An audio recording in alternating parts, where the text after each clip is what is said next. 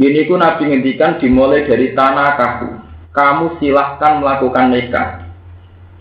Tanah kalu, terus kamu silahkan secepatnya punya keturunan. Terus ditutup fa inni mubahin bikumul umam, karena saya itu bangga dengan umat. Kenapa dengan nikah melahirkan kebanggaan? Karena dengan nikah ini kita sudah menjaga harkat seorang anak manusia, yaitu tidak menjadi anak jadah, tidak menjadi anak zina, tidak menjadi anak haram. Di kue nikah itu ngangkat derajat tiang, karena kemudian anak ini bermartabat karena punya bapak. Siksa terberat saya terhadap seorang alim adalah satu, yaitu dia saya cabut nyaman munajat dengan saya. Jadi wong nak wis ora nyaman munajat be pangeran, itu siksa terberat seorang mukmin. Ya karena itu tadi, ternyata kita bisa melawan maksiat yang macam-macam. Kita ini hanya karena kalau asik dengan Tuhan. Nah, seperti begini kayak itu, kayak kelompok mengatakan nahlili wong mati, itu dianggap bid'ah. Bid'ah dianggap dolalah. Kenapa tahlil bersama tidak kamu masukkan kategori hadis man dzakaroni fi nafsi dzakartuhu fi nafsi. Wa man dzakaroni fi mala'in dzakartuhu fi mala'in khairin minhu. Dan itu yang saya katakan saat saya ketemu orang Wahabi. Dia ngaku itu hadis sahih. Di Muslim di Bukhari ada hadis, wong sing eling aku dhewean, aku ya eling dhewean. Nak wong sing eling aku secara massal ngendikane Allah, aku ya eling dhewe secara massal.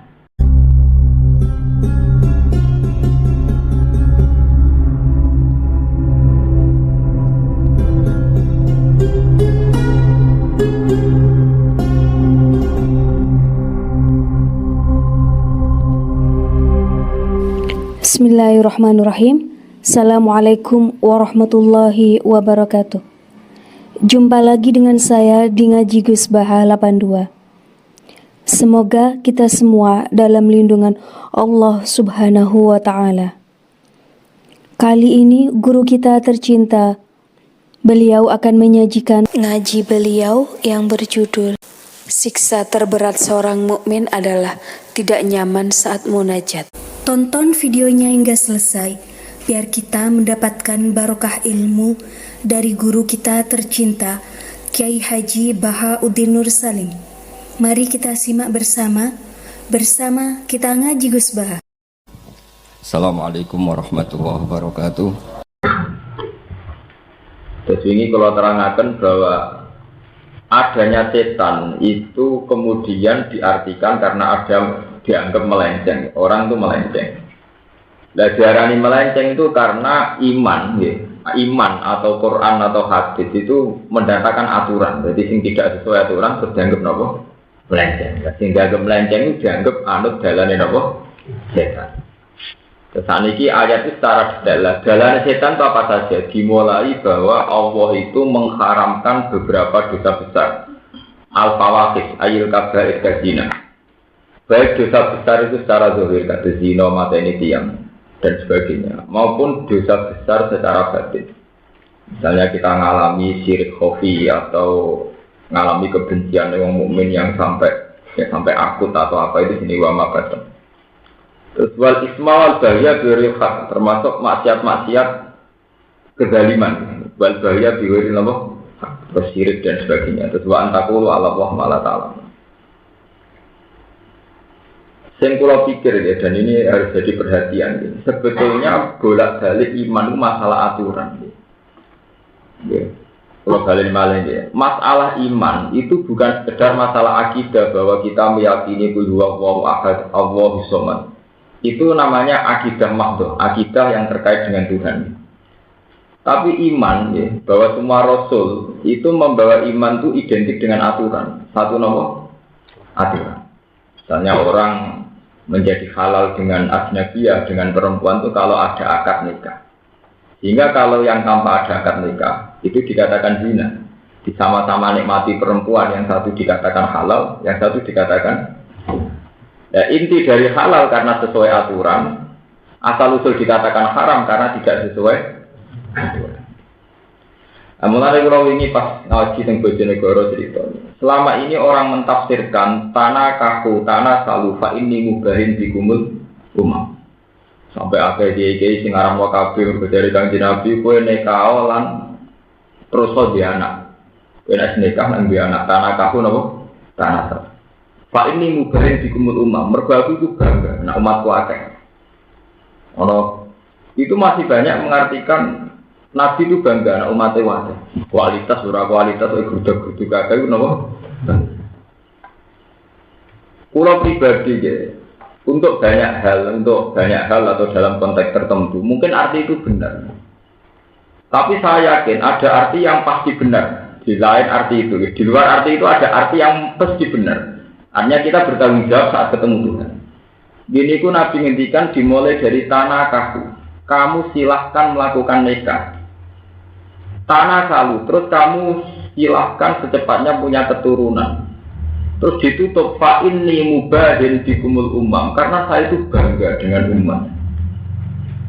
Kenapa dengan nikah melahirkan kebanggaan? Karena dengan nikah ini kita sudah menjaga harkat seorang anak manusia, yaitu tidak menjadi anak jadah, tidak menjadi anak zina, tidak menjadi anak haram.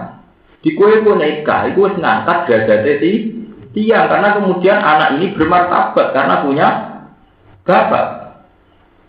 Sampai kok seneng dalan-dalan mbok sitok bapake pirang-pirang. Iku urung kere wis jatuh. Bapak iku ndi, Bu? Bapakmu ya akeh. Karena tidak ada tanah kaku. Jadi dengan tanah kaku itu berarti nanti terjadi tanah salu. Nah tanah salu lewat sing tanah kaku menjadi fa'ini mubahin bikumul umam. Itu urut Nabi ngendikan tanah kaku tanah salu fa'inni mubahin bikumul. Nah sebab itu awal daripada bangsa ini bermartabat itu dimulai cara kawinnya sudah benar, yaitu hubungan lelaki dan perempuan dimulai dengan aturan, yaitu dengan nikah. Dengan nikah maka anak kita bermartabat, yaitu punya bapak, punya keluarga. Nah kalau sudah demikian sabda Nabi kelihatan benar, yaitu fa'inni mubahin bikumul. Saya bangga terhadap umat itu. Artinya apa? Wal baghya bi ghairil haq. Termasuk kezaliman adalah dimulai misalnya banyak keturunan tanpa lewat apa pernikahan. Itu yang mendolimi anak yang enggak ikut dosa, tahu-tahu dia tidak bermartabat. Hanya karena ibunya selingkuh, ibunya zina. Itu ya wal baghya bi ghairil. Itu yaitu tadi. Aturan-aturan yang salah, perilaku-perilaku sosial yang salah. Itu semua masuk kategori wal baghya bi ghairil. Termasuk penyesatan lagi adalah itu tadi. Kita misalnya sebagai tokoh mentemakan sesuatu yang Quran tidak mentemakan. Itu ya termasuk wal baghya bi ghairil, termasuk kesesatan. Misalnya begini, kados ngaji kula ini. Karena kita terlanjur besar sebagai tokoh nasional. Entah atas nama apa. Itu kemudian menjadi kubu-kubunan. Orang bela si A atau menentang si A. Orang berani mati demi si A atau berani mati ingin membunuh dia. Kemudian agama ini bergeser dari aturan-aturan hadis, ADART Islam, Quran hadis itu. Bergeser ke ADART ormas atau parpol atau apa saja. Lah ironisnya ini yang dipegang betul oleh umat Islam. Padahal mereka sebenarnya punya ADART di luar itu dan lebih prinsip, yaitu Quran Allah hadis. Kulo punya sejarah kelahiran para firqah dan trennya itu ya termasuk bahaya firqah. Akhirnya menjadi kesesatan. Ya kasus ini kulo matur saat Quran datang dengan ngendikan inna ja'alna sayatina auliya alilladina la yu'minun, bahwa setan itu berkawan dekat dengan orang-orang yang tidak beriman. Terus Nabi ngendikan la yazni zani hina yazni wa huwa mu'min wala yasriku sarik hina yasrik wa huwa mu'min. Wong zina saat zina mesti imane sedang gak nempel, mesti imane sedang lepas. Wong nyolong saat nyolong imane sedang. Karena tidak mungkin menurut Tuhan, menurut agama, orang sedang iman kok melakukan perzinahan, orang sedang iman kok melakukan pencurian. Karena tidak mungkin dua hal yang berlawanan ini menjadi satu. Yaitu normal saja. Tapi kemudian ada mazhab yang berdasar ayat ini juga hadis ini yang mengatakan kalau begitu setiap pendosa besar atau yang melakukan dosa besar hukum wis ora mau. Nah, sangka natijah kesimpulan hukum era mukmin dihalal darah. Lah kelompok ini jenenge kelompok Khawarij. Terus dengan seenaknya membunuh Sayyidina Ali, membunuh Muawiyah, membunuh sahabat-sahabat yang dianggap kafir. Mereka melakukan itu gede. Nah, fatwa ini yang menyesatkan sampai sekarang menyesatkan. Berapa ribu, berapa juta umat Islam terancam karena fatwa itu. Karena di internal umat Islam sendiri kemudian terjadi percekcokan, beda pendapat, yang karena atmosfer pendapat itu menjadi darah tidak berarti. Halal darah ya halal darah ya halal darah. Itu ya termasuk wazahnya teori. Sebab itu Nabi ngendikan masalah besar umat ini itu dimulai dari ulama yang saat fatwa itu salah. Itu fa'afdal bighairi ilmin fadallu napa? Mereka fatwa tanpa ilmu fadallu napa? Hanya sesat dan napa? Itu tadi kayak kita ini polemik tentang KB. Ada kiai yang mengatakan KB itu haram karena membatasi umat Nabi. Padahal Nabi itu bangga kalau umatnya banyak. Ada yang mengatakan halal, mergo dalil wal yakhsal ladzina law taraku min khalfihim napa dzurriyyatan bi'afan khafu 'alaihim, bahwa umat Islam itu harus merencanakan anak keturunannya biar nanti menjadi umat yang tidak lemah. Kerugian wis kere, anak loro kere, anak 10 luwih kere. Kayak pangeran iki tidak kayak Sri Mulyani hitung-hitungan matematika. Iso wae justru anak yang akeh ini sebagai perusahaan tanpa gaji karyawan. Paham ya? Kan sakit mawon logikane diwalik to. Nak wis kere anak mau loro tambah kere terus. Tapi nak anak 10 kan wis cukup go produktivitas jadi karyawan perusahaan. Nah, rasa itu malah tambah juga.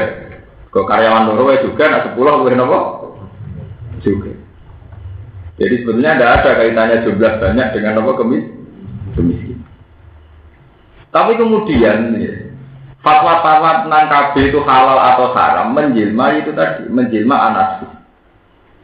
Mengulur ini menangis dari bodoh ini tentukan untuk seorang kiai. Beliau itu karena rasional ngalalo KB. Nah, teng daerah keluar apa saya kata, model-model ini kiai model anarkis. Dan itu didonotan bagi kiai yang setuju, yang buatan setuju nak KB halal. Kiai itu ada teori musyrik. Sing ngalalo KB, sing ngalalo KB wong musyrik tok, wong sing ra iman mbek rezekine pengen. Jadi teori rasional tentang efisiensi diartekno ora percaya mbek takdire pengeran. Wong teorine sederhana nak rugen lho, anake loro wae kere, 10 luwe kere. Sakjane kan ya rasional biasa.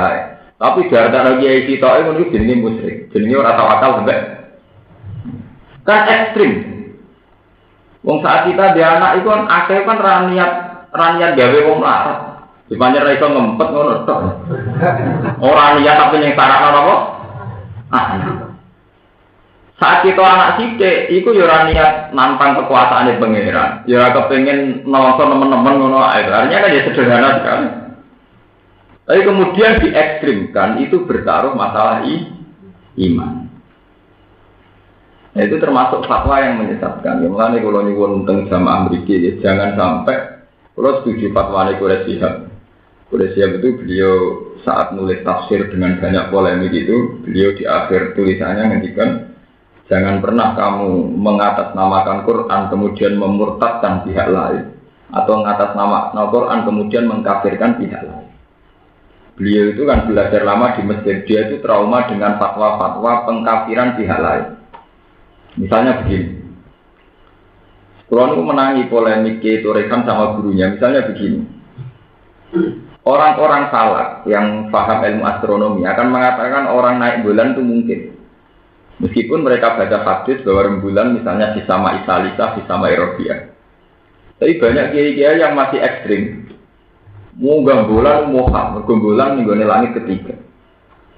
Jibril Nabi Muhammad ke munggah ngele rakaruan, prosedurnya ngele rakaruan. Wong biasa kok munggah pelan-pelan. Jibril kangelan, Nabi Muhammad kangelan, itu nganggo prosedur. Kok wong dia munggah napa? Hanya karena menafsirkan bahwa bulan itu Hisama Isalisa, Hisama Erobiah. Memang betul ada keterangan hadis bahwa bulan itu Hisama Isalisa, Hisama Erobiah. Tapi masalahnya kan si kiai itu kadang bayangkan bahwa yang artinya sama itu ya benda padat. Benda padat entah itu dari tembaga, entah dari besi, pokoknya kira-kira ketabrak pesawat hancur. Nah sing iso munggah ya untuk terowongan khusus. Sing dipandhani Jibril, Mikail, wae bayangannya mesti begitu.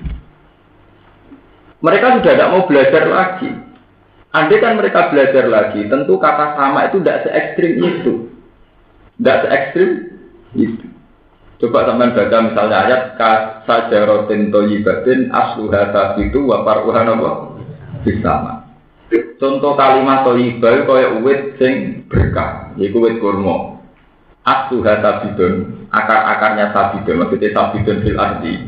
Tumacet ning bumi, istilah pengiran wa far'uha napa bisama. Cabang-cabang kurma sama. Artinya sama ya mutlakul hawa saja. Paham ya? Sama itu mutlakul hawa. Sesuatu yang di atas kita, istilahnya Quran apa? As-sama. Dan itu masih banyak lagi istilah-istilah sama begitu. Misalnya anzala minas sama'i apa? Ma. Yaitu ya sama mega atau mendung yang menjadi asal usul hujan itu istilah Quran ya sama. Anzala minas sama'i apa? Ma. Nah, berarti yang mengatakan orang naik bulan ini mohal karena mengartikan hadis bulan di langit ketiga itu kan ada subjektivitas. Dia bayangkan langit itu kayak bayangannya dia, yaitu dari benda padat yang susah ditem. Tapi punya ironis. Ironisnya itu tadi dia mengkafirkan orang yang meyakini bahwa bulan itu mungkin. Wong kok darane munggah bulan mungkin itu kafir. Mergo ora padha mek hadis iku. Padahal hadis itu diarani rapodo, mergo nganggo tafsirane piyam. Iku rapodo terus kafir-kafiran model kelompok-kelompok sakniki aliran-aliran sana. Wong NU kafir murtad, mergo tahlilan. Nah, lili wong mati iku bid'ah. Terus waktu labitaten apa? Dolalah. Terus waktu ladolalaten. Ya kayak itu kan. Hanya karena kita tahlilan saat wong mati kemudian dihukumi bid'ah. Efek dihukumi bid'ah, dihukumi dolalah. Efeknya terus kita divonis waktu ladolalaten. Ya itu kayak begitu. Subjektivitas para ulama, entah ulama kelompok mana saja, itu yang menjadikan mudah takfir, mudah saling mengkafir. Itu yang tidak dimaui Pak Quraisy Shihab. Itu tidak sehat, tradisi begitu itu tidak sehat. Misalnya kalau kita beda mengatakan aku rasa cocok, ya sudah gitu aja. Aku rasa. Mulanya baik ulama sinau kitab pirang-pirang lalu bukan senang ketoko itu yang lu hukumnya piye Gus. Lu kula biku yang hukumnya piye, rapi piye. Enggak tahu ya apa, piye hukumnya rapi piye. Wong Quran sing haramno zina, selingkuh, wae sing jorok-jorok sing ekstrem-ekstrem. Nah, bisa cilik-cilik ben ora apa-apa. Memang ya itu tadi. Saya tak cerita di sini, bukan berarti saya bela kelompok NU atau kelompok Sunni dan saya pernah ketemu salah seorang Wahabi yang meyakini bahwa tahlilan orang mati itu bid'ah. Dia bilang sama saya, Pak Barak, mana dalilnya kalau Rasulullah itu ditahlili? Andai kan tahlil itu benar, berarti Nabi itu kan ditahlili 7 hari. Carikan satu hadis yang menunjukkan Abu Bakar Umar nahlili Nabi nganti seminggu. Wah, mata. Tak kok ingat. Maksud itu sahabat bukan nahlili Nabi, bukan larang nahlili Nabi. Loh, enggak, maksud saya kamu bisa membuktikan enggak kalau tahlilan terhadap orang mati itu tradisi para sahabat. Nyatanya orang-orang peringatan 7 hari kematian Nabi, 40 hari dari wafatnya Nabi. Terus haule Kanjeng Nabi. Dia tanya satu hadis itu. Nah, takoknya kan ekstrim, bukan golekno hadis. Ya kalau ada. Ya aku ya golekno hadis. Nah Nabi ngendikan, sorry, eksplisit, sorry. Sapa wong nahlili wong mati hukume bid'ah. Sapa wong matang kula dinane wong mati hukume bid'ah. Sapa wong nyatusi wong mati hukume bid'ah. Ojo hukum kias lho, yo hadise ngono iku persis ngono iku. Wah, kalau gitu ya ada. Artinya kan aku lah yang ngaku lah, kalau gitu ya ada sama. Artinya kemungkinannya kan saya sama Anda sama-sama bodoh. Kalau sama-sama bodoh jangan saling menghujat dong. Bodoh bintone sing rukun ya. Lah kan ulama preman masih bisa guyon, itu masih bisa guyon, enggak terpancing emosi. Berarti sekarang kosong-kosong, sama-sama tidak punya apa? Terus dia tanya lagi, lalu alasannya apa melakukan tahlil? Wong wis mate napa kok ditahlili padahal itu tidak ada hadisnya. Lalu tak cek kok, lalu kita takut. Lalu kenapa Anda protes? Wong protes model ngono iku ya ora ono hadis. Apa Nabi tahu dawuh, nek ana fenomena ngene iki protesen. Aku golekno hadis nek Nabi dawuh ngono, nek ana fenomena nahli umat protesen. Wah ya ada ya berarti kosong-kosong lagi. Ini nak nuruti cangkem elek ora bare. Ya memang enggak sama-sama ada anggap enak rutin tahlilan gue kegiatan di bagi joget yang ngomong dan tahlilan itu. Ya daripada ya sudah saya katakan. Saya tuh berkali-kali melakukan tahajud. Kalau lu mikir agama asal ada kalimat thayyibah itu trennya pasti benar. Karena manusia itu saat ngukumi tahlilan haram. Juga tahlilan gede-gede gak jelas. Wong ngrungokno musik ya gede-gede gak jelas. Orang itu punya fenomena yang sama. Saya tuh sering ketemu sama orang-orang yang anti tahlilan, anti ziarah.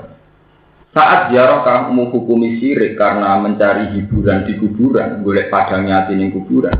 Kenapa kamu tidak lebih menghukumi syirik orang-orang yang datang ke niklam atau ke biskop? Mereka juga ingin cari hiburan lewat nonton apa? Biskop. Mereka juga cari hiburan lewat nonton di klub.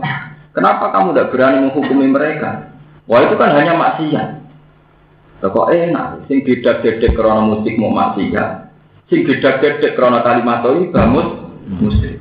Kamu cek seneng, cek hobi nih, ngukumi wong sing sedang sholat. Mikir, itu sampai raina.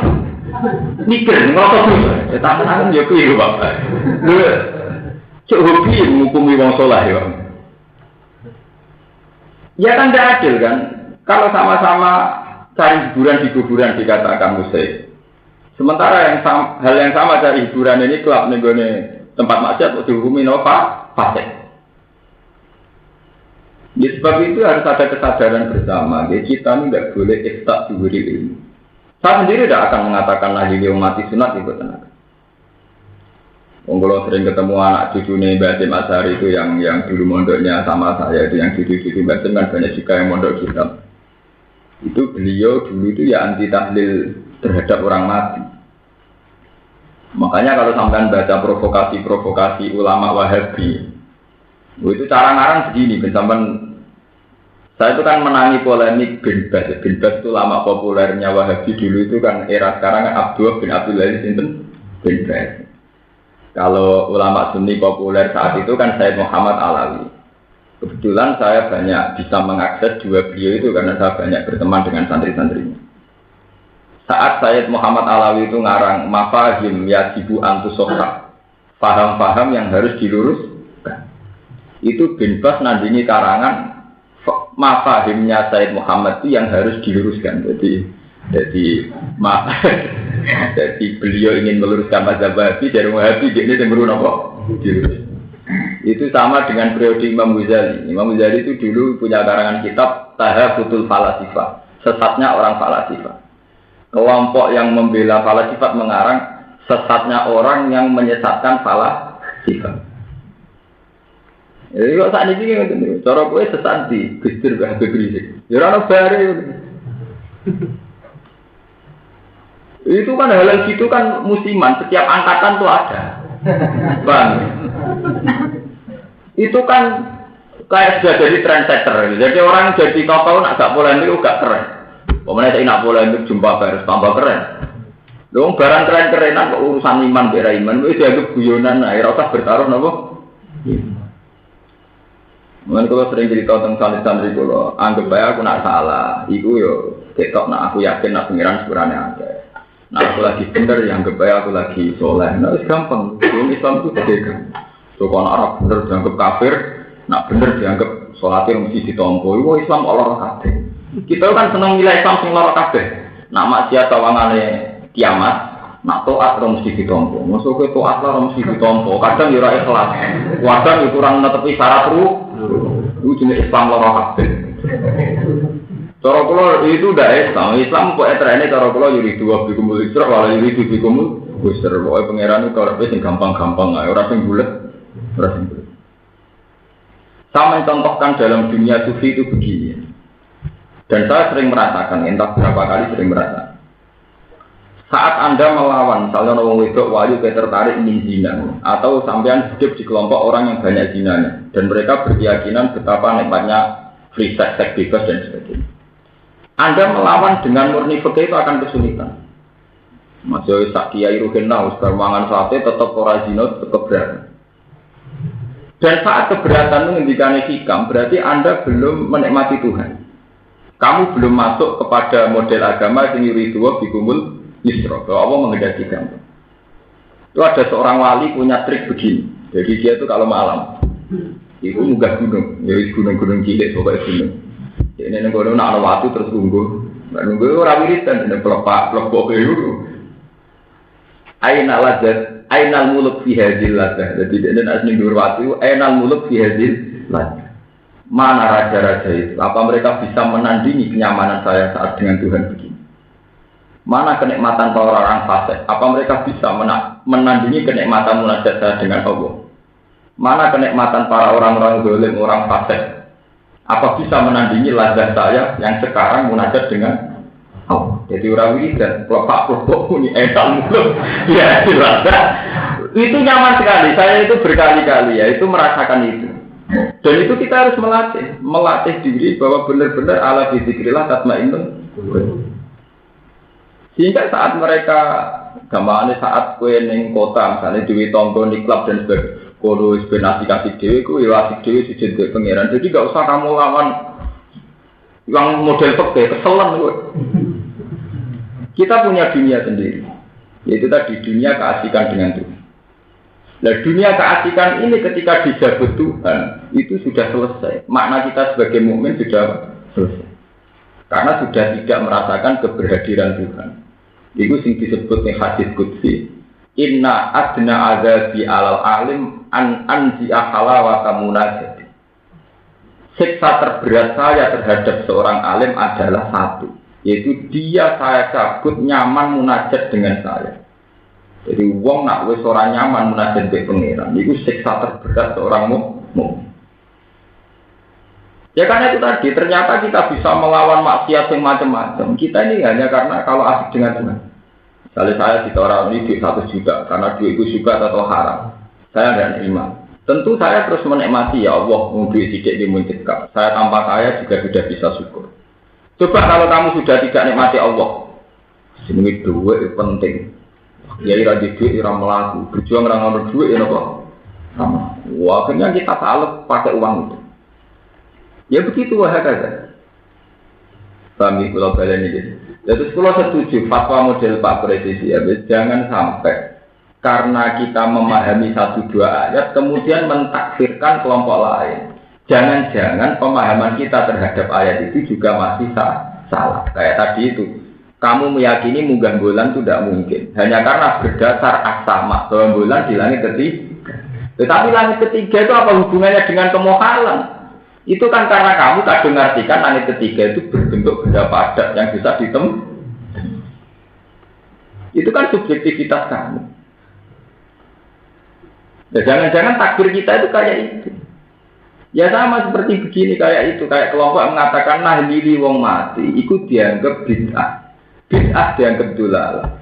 Kenapa tahlil bersama tidak kamu masukkan kategori hadis man dzakaroni fi nafsi dzakartuhu fi nafsi wa man dzakaroni fi mala'in dzakartuhu fi mala'in khairin minhu.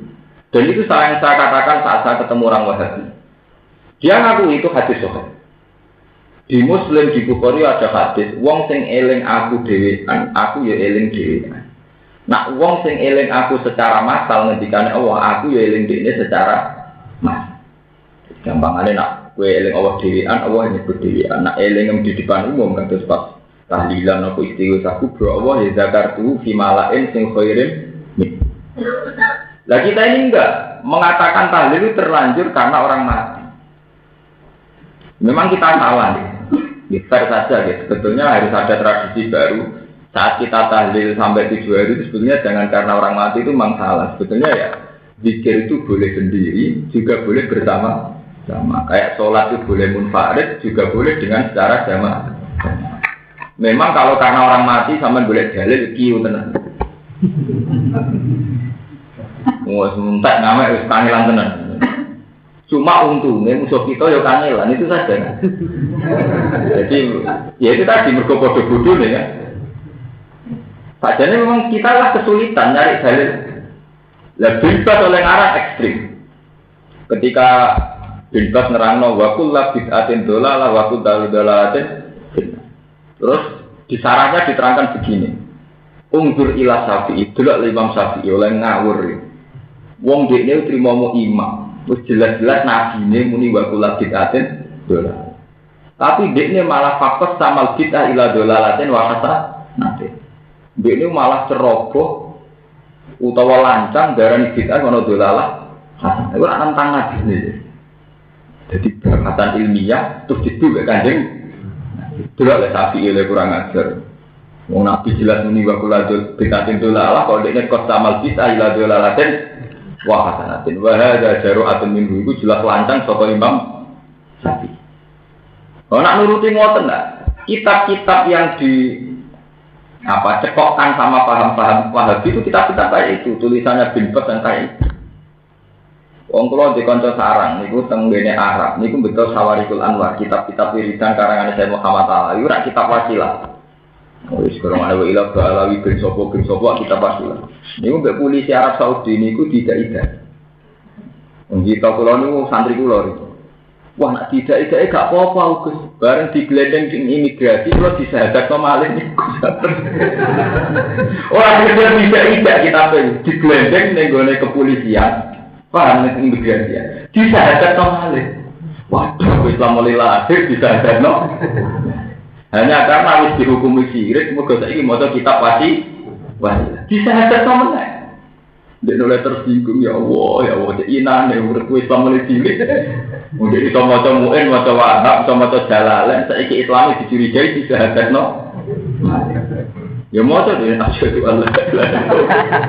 Wa asyhadu anna Muhammadan Rasulullah. Gara-gara kok. Nah sampai cara konangan maca manage malah dijaga tetep bolak-balik. Paham ya?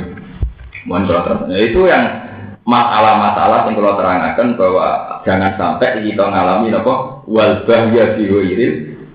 Jadi bahya biwiril itu dimulai misalnya kita selingkuh. Itu termasuk bahya ala dzurriyyah. Anak kita enggak pede karena tidak punya bapak.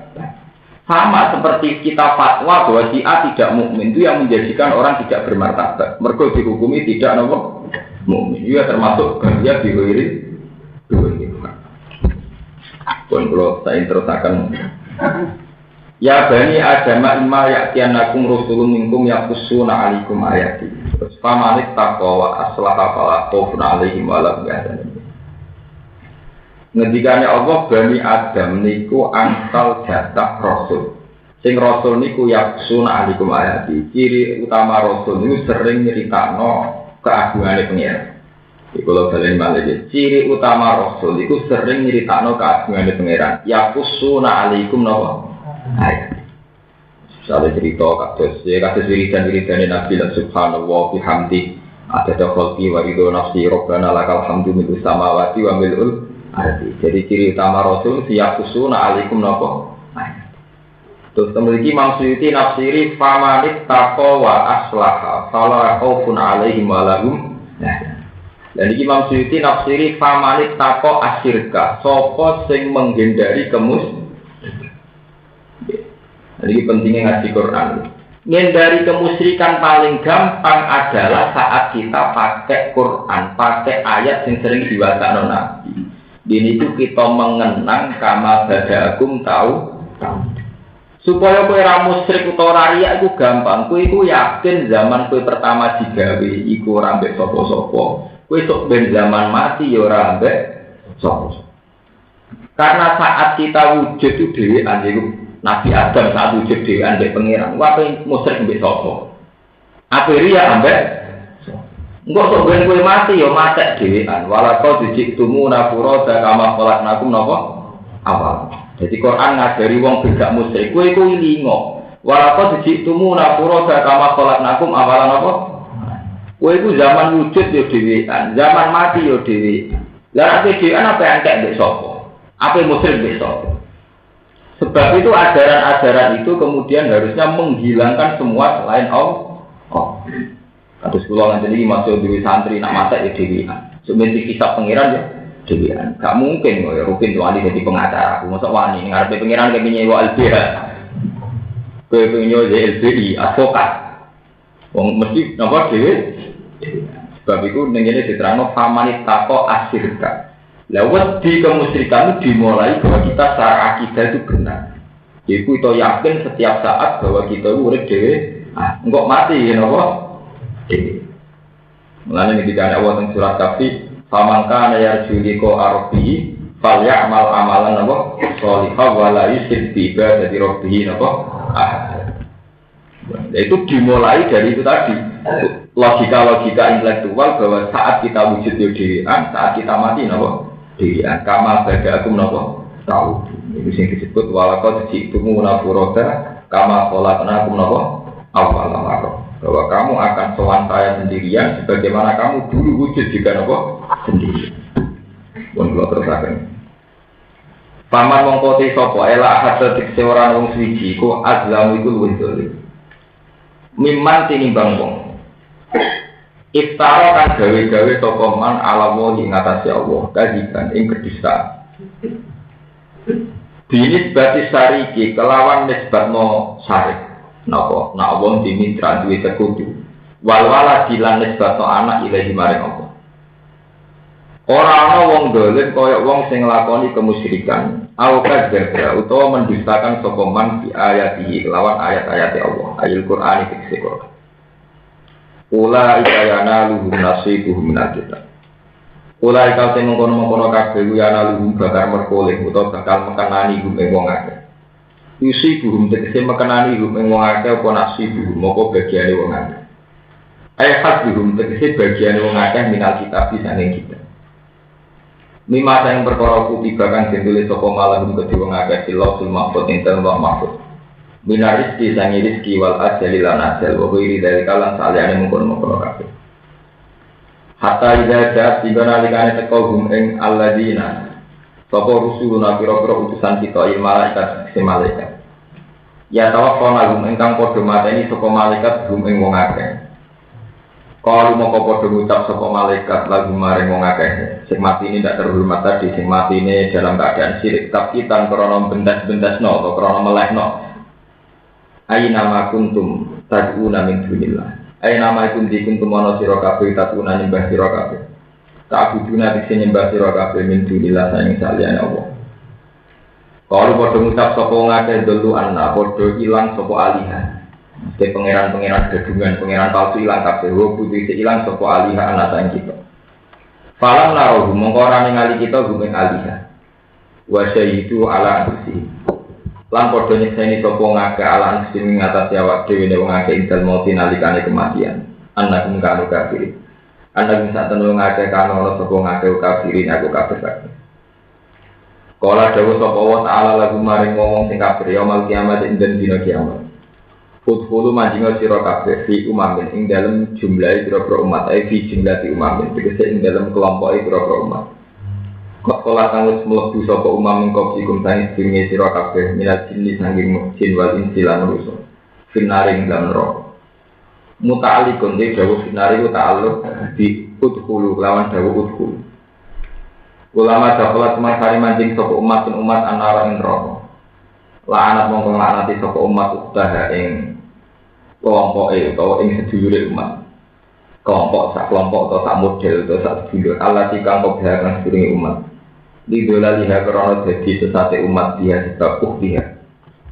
Jadi sesate mergo sing satno dhuwur-dhuwure. Hatta idza daraku fiha jamia. Sehingga nalikane padha kumpul sapa umat sing nyesatno lan sing disesatno. Dite talah kabeh dite padha kumpul sapa umat ngarep lan maguri maksudnya yang menyesatkan dan yang disesatkan. Dia yang dalam nar jami'an halis kabian. Qalat mongko ngucap sapa ukrohum sapa pengikut-pengikut umat, wa hum te ukrohum al-abba ukra-ukra pengikut. Liula maring napa pendahulu-pendahulune umat. Li ajillaihi. Tegese maring tokoh-tokoh umat, wa hum al-mas'ulun sing dindok. Ngucape ngene, permohonan Rabbana haula ya taduna. Robbana do pengiran kita haula ite mengkono-mengkono kabeh adluna iku nyesatno sapa haula nak ing kita. Faati mongko kula aturi maringi panjenengan ing haula azab kan ing siksa. Diksan ingkang tikel-tikel. Untuk akan tegese ingkang den tikel-tikel menanari sing ento. Kala dawuh sapa wa taala likul lindikun. Likul niku tetep peti saben-saben suci mingkum saing sira kabeh wa minan saing wong akeh. Dikfun utawi ana tikel-tikelan. Azab pun tegese siksa untuk apun kang den tikel-tikel. Wala killa ta'lamuna tetapi ora ngerti sira kabeh. Dia iklan ya layak lamun wa ta'ilan ta. Malikul li fariqin. Ora ngerti mak ing bagian siksa. Likul li fariqin maring saben-saben kelompok. Wa qalat an ngucap sapa ula gum sapa kawitan-kawitane umat. Li ukrohum maring umat sing buncit sing gurih. Fama kana lakum alaina min fadlin. Fama kana mengkora itu lakum kedhi sira kabeh alaina ngatasi kita min fadlin saking keutamaan. Berkali anakum krono sak temne sira kabeh utak turuna iku kafir sira kabeh bisa berdina kelan sebab kita. Di anakum takfuruna terus la anakum no li anakum no min fadlin terus li anakum bisa berdina. Motor, buat nanti mana? Lam tak turun. Oli anakum lam tak turun. Lam. Mungkin bro buat nanti nama keliru berarti. Ini maksudnya wonten nama lagi. Anakum lam tak turun nih. Lam tak turun. Kirang lam. Sing buat nanti nama tambah. Li anakum krono sak temne sira kabeh lam tak turu. Ora kafir sira kabeh disababina sebab kita. Jadi sebutan yang lama ditambah. Ini anakum krono saat ini sira kabeh lam takfur ora kafir sira kabeh kita babinakan sebab itu. Panah semongko te kita wa antum nasira kabeh sawa untuk padha. Ora dawuh sapa wa ta'ala lagu maring akeh fadzukul azab. Fadzuku mongko nyiki kono sira kabeh azab ing siksa. Dimas perkara kuntum kang ana sira kabeh utak siguna iku nglakoni sira kabeh. Kene kula terangno masalah tidak dibalik menyangkut fadlu nopo fadlu. Kalau terangkan mulai dari beberapa periode ya. Biasanya lengi-lengi dari beberapa periode. Ada fenomena dosa atau kesalahan itu karena ada yang memulai. Fenomena dosa atau kesalahan itu tentu ada yang mulai. Begitu juga kebaikan, ada fenomena kebaikan atau tradisi kebaikan juga karena ada yang memulai. Nah dalam hal ini ikut atau mengikuti itu tidak harus ada kontrak atau ada kesepakatan.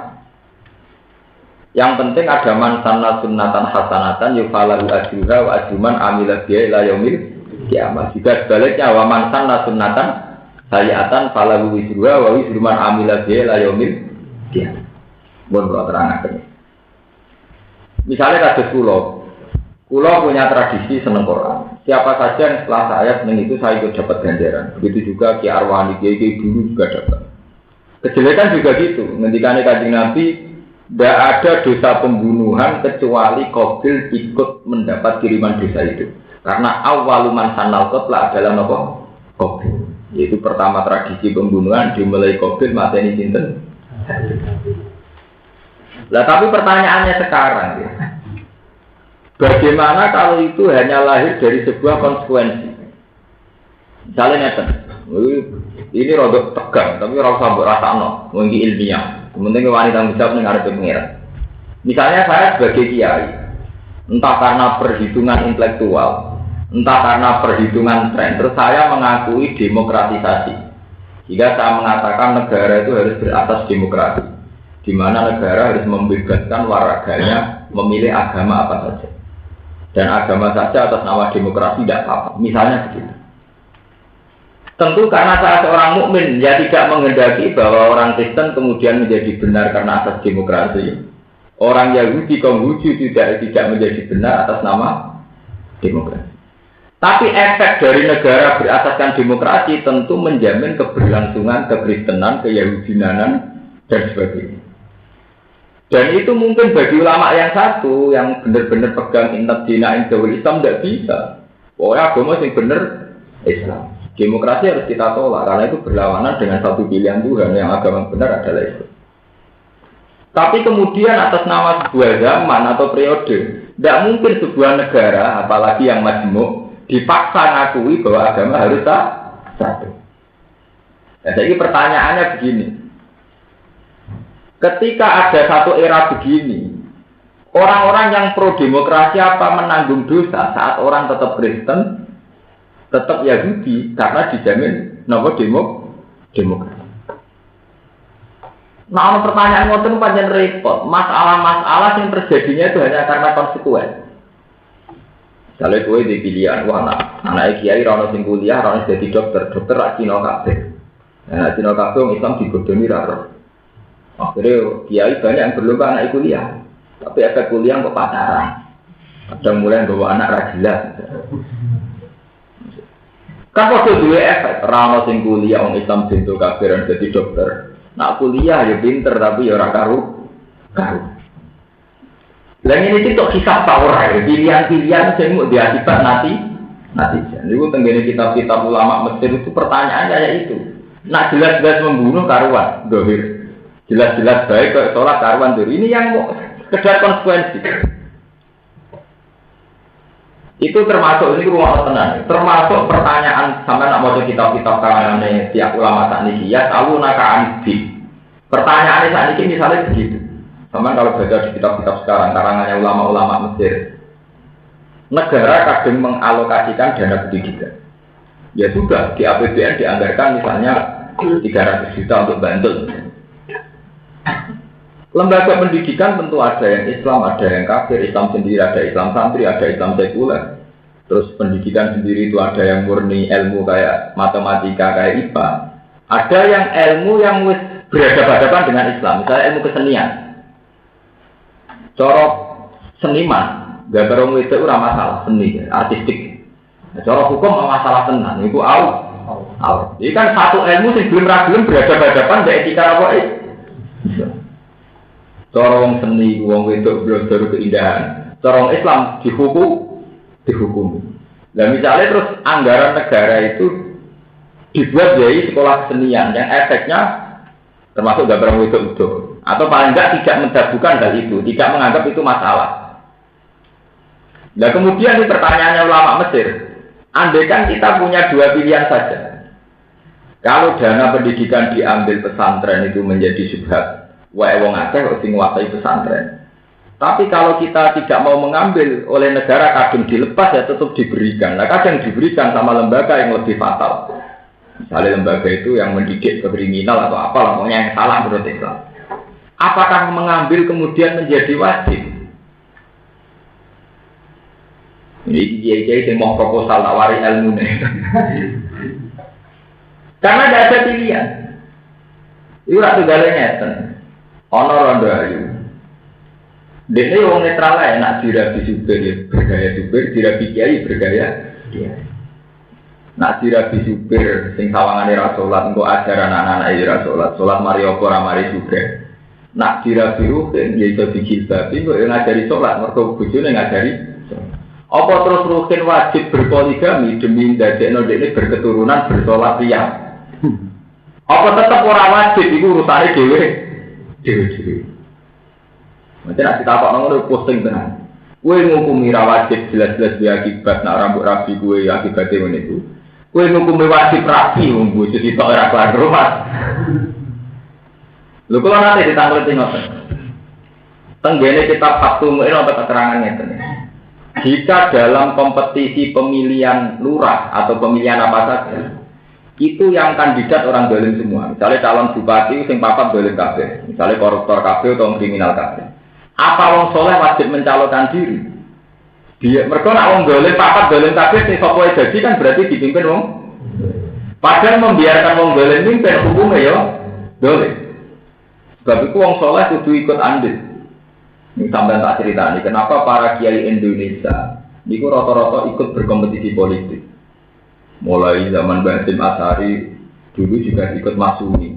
Terus era Gus Wafik Masumi beliau menjadikan NU sebagai partai, sempat jadi Menteri Agama. Era Gus Dur ya politik lagi. Gus Dur kawan jelas politik menang, katanya Deni jadi politik. Saya bukan bela Gus Dur, sama tak didono takbirnya di MUIN. Di Mu'in itu ada keterangan, ini fair sama bisa dicari di Mu'in, di kitab Fathul Mu'in. Jika semua kandidat pemimpin itu dolim, 4 atau 3 itu dolim semua, itu seorang soleh itu wajib maju. Karena kalau membiarkan yang dolim semua ini maju, yang soleh tidak ada, berarti sing gaji kan mesti wong. Misalnya di Indonesia sing maju bandar narkoba maju, terus germo maju, sing sitok tukang pos-pos ora berkabeh. Iku Mustafa Barokin wajib maju melok kompetisi. Ben ora kemungkinan wong soleh jadi pemimpin. Itu tenggene Mu'in diterangno sing ekstrimnya itu ini, jadi sing mari kiai itu nomor duit politik. Walau bebas lima, senajan untuk itu kudu mari itu mari perkara ora takbir, walau bebas lima. Meskipun untuk ikut kompetisi itu harus mengeluarkan uang, mengeluarkan dana. Nah itu di saat-saatnya bingung mengeluarkan dana yang begitu dimasukkan riswah suap. Apa dihitung ya memang jenis jihad yang mesti diamalikum bukan positif. Loh gitu ya, andaikan sampai pikir saja. Kita harus terima kasih. Andaikan di DPR itu tidak ada parlemen Islam atau parlemen yang mengatasnamakan Islam. Itu Indonesia keluar dari krisis moneter itu gampang sekali dulu tahun 97. Itu ada DPR yang nakal-nakal bilang Batam itu dikayakan Makau itu selesai, Bali dikayakan Hongkong itu selesai. Andai kan tidak ada DPR Islam, tentu cara menyelesaikan krisis itu murni nganggo teori kapitalis. Amerika kaya itu bukan murni karena pinter, mereka apa saja diuangkan. Kamu hitung saja secara logika. Kalau Batam dimakaukan menjadi kota judi, satu malam berapa miliar uang yang berputar karena perputaran judi. Andai kan Bali di Hongkongkan atau di Hollywoodkan atau di Las Vegaskan, itu berapa miliar satu malam. Bisnis kondom itu menjanjikan. Sementara bisnis tasbih orang-orang menjanjikan. Lu tidak saja. Kita harus terima kasih sama politikus-politikus Muslim. Meskipun justru saya tidak politikus itu saya ada dalam hal ini saya ada. Soal orang partai Islam ketangkep selingkuh kan personal oknum. Artinya ya wajar orang yang selingkuh, sing liyane umur konangan itu ya ora jelas masalah. Cara direktur Bank Mandiri yang cekal kita koi, kenapa bapak dipenjara mantan direktur Mandiri? Karena bapak kriminal ya anda, ya karena ketahuan itu, jadi kriminal. Tidak betul, ini santri benar ini. Saya hingga detik ini tidak ikut berpolitik. Tapi saya secara nurani ilmiah, ya, secara moral ilmiah itu tahu, hitung-hitungannya tahu.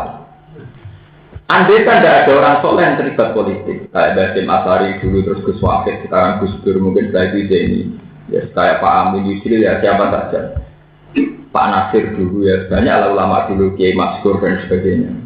Bahkan Kak Wali Songo sendiri berpolitik saat kali Jogo saat angkatan Sunan Ampel melawan Majapahit itu. Itu hitung-hitungannya pasti begitu. Andai kan parlemen di Indonesia itu semuanya berpikir secara kapitalisme, tentu cara menyelesaikan ekonomi misalnya Batam dikayakan Makau menjadi kota judi, Bali dikayakan Hongkong. Amerika tidak kaya di mana? Dari transaksi judi berapa miliar, berapa triliun, belum transaksi pornografi. Oh ya, adol CD pornografi itu bisa suka. Konter-konter HP yang jual pornografi itu bisa suka. Orang-orang bisa suka perkara fakultas tas. Berarti agama kan problem saja. Cara andaikan kita berpikir secara kapital, karena sesuatu yang berbau agama tidak bisa diuangkan. Sementara yang berbau mesum bisa diuangkan. Tak juga Mubalek, juga Madonna. Kiai pidato mulai lahir sampai mati. Sampai Madonna konser suwengi itu duit Madonna konser nopo. Suwengi Kiai ini Mubalek kondang mulai lahir sampai mati. Sampai konser suwengi ini Britney itu juga nopo. Artinya betapa mudahnya mengeruk uang dari sesuatu yang berhadapan-hadapan dengan agama. Sementara tidak mudah mengeruk uang dari bisnis agama. Menjajal bisnis agama di bisnisnya kok kasih katerin menteri itu penjara tenang duit miliaran receh nanti lebih nopo penjara. Sementara yang togel bermiliar-miliar nanti sih ya aman-aman wae, hidup baik-baik. Nah sebab itu yang menjadi masalah kenapa para kiai yang khusus-khusus sekalipun itu rata-rata itu terlibat politik. Memang oleh sebagian orang boleh curiga bahwa itu karena uang, karena jabatan. Itu sah, sampai curiga begitu. Kadang ya tenang. Tapi kita harus tetap punya logika ilmiah bahwa secara hitung-hitungan rasional, kalau orang soleh tidak terlibat sama sekali, tentu wong dolim ini yang kuasa. Kalau yang dolim yang kuasanya negara dikelola secara paham kedoliman. Misalnya negara dikelola dengan saham kapitalis. Nah, dengan saham kapitalis gampang. Saat krisis 97 misalnya, ngapain susah-susah? Silahkan Batam dikaitkan Makau, Pulau Natuna dikaitkan Las Vegas, yang Bali ya kayak Hong Kong. Itu bisa sama itu. Kalau satu malam penjualan kondom bisa 1 kontainer, terus berapa visa yang masuk, paspor yang masuk, terus berapa tingkat keluar masuknya pesawat. Itu bisa dihitung. Dan itu bisa menyelesaikan masalah betul. Tanyakan sama pakar-pakar ekonomi. Pemasukan di Hong Kong terbesar karena Hong Kong kota apa? Tanyakan orang-orang Las Vegas. Las Vegas pemasukan termasuk itu mergo adol salib atau adol judi. Wong Roma disubsidi Amerika, orang Roma disubsidi apa? Ya sama begitu. Sebab itu meskipun kita tidak berpolitik, kita harus mendukung siapa saja yang orang soleh yang menceburkan diri. Meskipun cara dukung kita tentu dengan kontrol. Itu di MUI itu ada takbir tori. Ketika semua kandidat itu dolim, wajib ala soleh al-ikdam, orang soleh wajib ikut maju. Itu bahkan ditutup walau dibat lilma, meskipun dengan itu harus menyerahkan harta. Di kasus Wali Songo Rien, Wali Songo itu setelah puncak beliau-beliau sepuh di Demak Bintoro ingin bikin negara Islam. Karena logikanya jelas, kalau saat itu andaikan Wali Songo tidak bikin negara Islam, itu artinya rakyat terus. Anak buah terus dari Majapahit. Konsekuensi dari anak buah atau rakyat bisa saja Majapahit punya keputusan bahwa agama Islam adalah subversif. Resiko jadi rakyat terus kan bisa saja Majapahit saat itu kan mayoritas, Buddha Hindu apa mayoritas, kita minoritas. Bisa saja Majapahit memutuskan sepihak bahwa Islam adalah agama subversif. Tapi kalau kita bikin negara, posisi kita kan bisa berhadapan-hadapan, nggak bisa didiktin apa Majapahit. Coba andaikan parlemen itu semuanya berpikir kapitalis, terus pakai kriteria teroris ala model mereka. Siapa saja singgoten teroris, wong sing biasane pakaian ini teror. Berhubung masih banyak DPR Islam, dibeli sing singgoten ada teroris tok PKS jadi singgoten misalnya. Itu kan kemudian nak ngono ra mesti napa? Teroris. Jamaah tabligh yo singgoten padahal yo ora napa? Teroris. Karena itu tadi masih banyak orang soleh yang ikut ngatur frame negara, aturan apa? Nanti kalau nanti tahu konco-konco Gus jenengan buat tendensi dari politik. Saya bilang saya pribadi tidak. Tapi atas nama hukum fikih memang harus ada orang soleh yang ikut terlibat politik. Meskipun akibatnya ya gitu. Saat Bintoro menjadi kerajaan Islam, periode Fatasilah normal, periode Raden Fatah normal, angkatan anak Pangeran Pranoto dan Pranowo saat terusin untuk kanan terus Sutowijoyo Aryo Penantang pun bentrok. Memang efek dari bikin negara ya gitu, dekat dengan subhat, dekat dengan wedoan mulai dicek sejarah ini ngono. Tapi itu lebih baik ketimbang terus menjadi rakyat, kemudian oleh penguasa agama divonis sebagai subversif. Paham gitu belum? Sebab itu ya, itu balik matur. Saat kita punya paham kemudian salah, itu apa termasuk dihitung menyesatkan. Jadi misalnya itu ide paham, ulama wajib gak berpolitik. Terus dia akibat santri jadi kaum apa? Dia akibat apa ikut dosa? Ya kayak itu tadi. Saat kita menyetujui demokrasi, kemudian ada orang-orang yang tetap Kristen, tetap Yahudi, apa kita ikut dosa? Itu wawaw alam. Itu sing ulama masjid jambak ini nakalan rasa jawab. Itu dia mau nggak pertanyaan. Bagaimana hukum seorang ulama yang tidak menerima dana dari negara dengan alasan menjauhi syubhat. Sementara dia tahu secara teori kenegaraan bahwa dana yang kadung keluar tidak akan kembali lagi. Dan mesti dipakai untuk yang lain. Ya. Itu hukumnya dia saat kita tidak terima. Tapi yang jelas tidak ada fatwa yang wajib menerima juga. Orang gue terus GR. Nah, cara pula adilnya ngeten, yang pernah saya alami, adilnya itu begini. Misalnya kita jadi kiai kan iso ngukur, misalnya kula jadi kiai kan iso ngukur. Gus niki wonten dhuwit 50 juta saking Kabupaten Rembang kangge pondok jenengan misalnya. Kan kita iso ngukur. Nah, kanggo pondokku tenan sehat ta ora? Nah, bodoh-bodoh ra mesti sehat kaya pondok liya sing karuan apa? Sehat. Ya memang harus melawan nafsu. Gua yang jelas kalau pernah menang dalam melawan nafsu itu. Atau ke GRD, anggap baik sehat jadi tompo lah, itu kan repot. Sekolah juga begitu kan bisa mengukur diri sendiri. Misalnya sampai punya yayasan, mengkis, ono yayasan sing sehat daripada tidak kok kene malah diakibat udah atau dikene sing apa? Jadi menerima itu kan tidak harus kita. Karena efeknya kalau tidak diterima, dana itu kadang keluar dan kadang keluar itu untuk sesuatu yang lebih mandor. Paham? Itu yang disebut Quran min adziza dikatabna ala bani Israil annahu man qatala nafsan bi ghairi nafsin fa kana qatala nafsan jamia wa man ahyaha fa kana ahyan nafsan jamia. Karena salah satu kayak salah semua. Membunuh orang satu kayak membunuh orang semua. Itu tadi. Kita salah dalam mengambil kebijakan itu punya efek secara massal. Begitu juga saat benar dalam mengambil kebijakan juga punya efek positif secara apa? Mulanya ini peringatan nggak jadi sebagai pemimpin itu repot memang jadi pemimpin kalau sudah hitung-hitungan istihad begitu. Kalau nanti jagongan adik ini Bismarck, nanti tanggal 10. Cara kue manfaat dia. Mekah dipimpin wong Wahabi, ambek Mekah dipimpin wong ahli sunnah. Mau sampeyan iki rumah tenan. Maksudnya jenengan bunyinya ini, nak dipimpin ahli sunnah. Ahli sunnah ciri utamanya itu kan lembek. Ini kuburan ya apa, apa-apa ya apa. Terus seneng jimat. Iku kiswah Ka'bah diprotoli. Nah itu terus datanya diakik itu terus di. Lalu ini berhubung Wahabi ora percaya jimat, kiswah Ka'bah ya utuh. Foto Ka'bah ada di akhir, ada di sini. Umpo sing mimpin Mekah itu wong ahli sunnah. Roken juga tak kupil gua ke Mustafa ke Fuad. Lha itu bener tau tak baru. Ora kiswah tok tak Ka'bah lho apa? Wong kita wong apik ning kuburane Sunan oleh nyekel nganti digo mulai. Lha itu malah Ka'bah. Wong kiswahe payu punya bahasane. Artinya ya, ada hikmah tersendiri, kata beliau, ada hikmah tersendiri. Arab Saudi dipimpin wong Arab. Iku ben Ka'bah ora protol.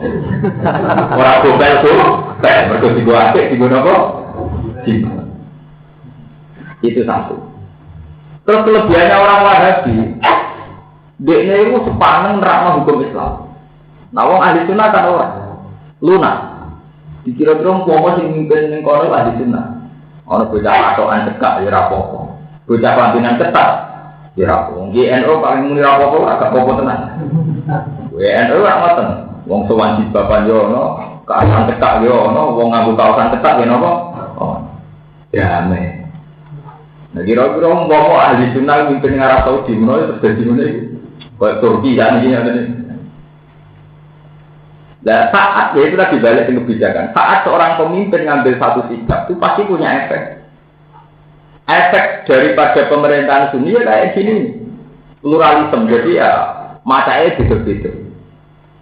Ono sing jilbaban, ono sing anti cadar, ono sing nganggo kaos ketat asal jilbaban, semua macam-macam. Sedang kepul beda-beda, ono sing miring, ono sing boh, itu kan.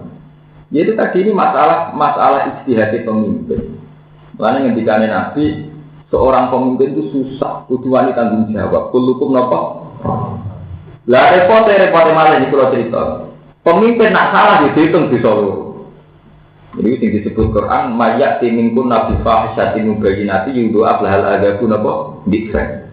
Nak wong wedok biasa salah disane sitok. Tapi nak bojone nabi yudu ablahal adaku napa?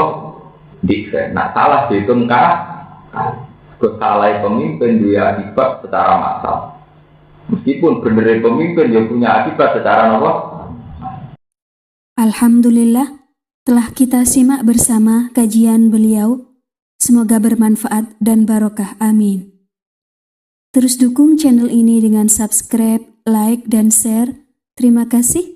Wassalamualaikum warahmatullahi wabarakatuh.